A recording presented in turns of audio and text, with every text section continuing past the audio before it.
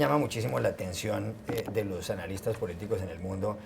¿Por qué Uruguay es como es? Me refiero a un país donde las elecciones transcurren en calma, un país muy liberal, donde hay leyes muy a la vanguardia en lo que tiene que ver con, por ejemplo, con el consumo de marihuana. El divorcio está aceptado en Uruguay, qué sé yo, desde principios del siglo XX. La Iglesia Católica tiene poca influencia. El presidente Batlle, a principios del siglo XX, llegó incluso a prohibir los crucifijos en los hospitales en Uruguay. Pero lo que se pregunta a todo el mundo en este país de 176.000 kilómetros cuadrados, que es más o menos una cuarta parte de España, es por qué razón Uruguay es un país tan liberal, por qué razón terminó convertido para la revista The Economist el año antepasado ya, en diciembre del año 2013, como el país de moda.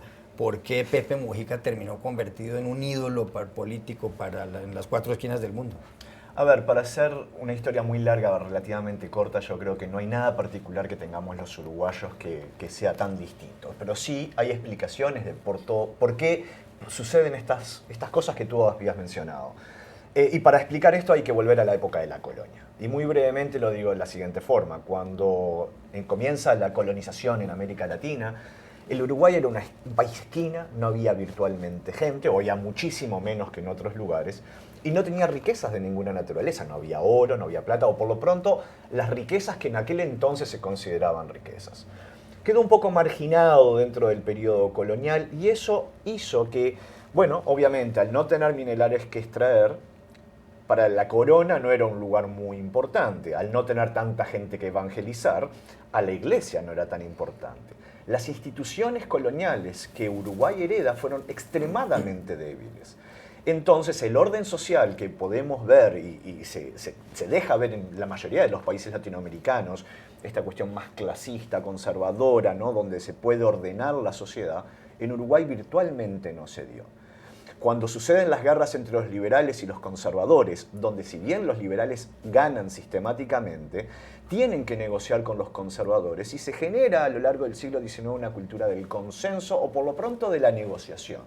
Y esto sucede hasta la última guerra civil, 1904, que termina cuando José Valle Ordóñez, el Pepe Valle como le decimos, un líder muy liberal, muy influenciado por la Revolución Francesa y la idea de la democracia directa y el colegiado suizo, trata de moldear Uruguay y dijo en un momento, seremos una republiquita, pero tendremos leyes avanzaditas.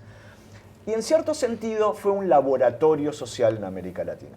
Es decir, los uruguayos no somos nada especiales, somos igual que todos, pero sí tenemos una tradición y una trayectoria de evolución histórica y política que determina esto que tú mencionas, el divorcio por sola voluntad de la mujer desde 1907, obviamente la iglesia es una NGO más en el Uruguay, es una NGO importante, pero sigue siendo una NGO.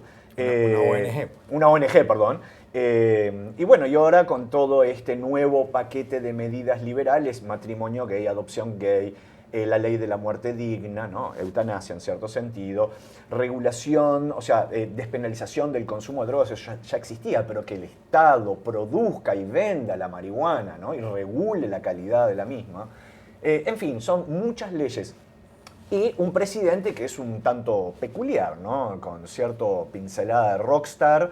Yo creo que lo que cautiva del Pepe Mujica es justamente la humildad y la consistencia que tiene entre su discurso y lo que hace, ¿no? Entonces, bueno, pero él no fue el responsable de toda esta legislación, él no tuvo nada que ver, a lo más no la vetó. Sí. Pero esto depende de un parlamento que, bueno, y con esto cierro, y no deja de sorprender que el presidencialismo uruguayo es el más débil de América Latina. El presidente como figura institucional es muy débil en relación a un parlamento que es mucho más fuerte. Entonces, ya vemos cómo forma parte de esta trayectoria.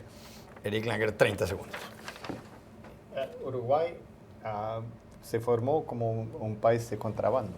Eran contrabandistas, más bien en Montevideo, la colonia Sacramento, y creo que eso expresa su liberalismo también, porque eran comerciantes. Lo que querían es más bien, no querían iglesia, no querían muchas reglas y querían ser libres de alguna forma, pero sí dentro de un ambiente de consenso también, que tenían que de alguna forma mantenerse entre dos poderes, Brasil Argentina o Portugal y España. Entonces, yo creo por eso.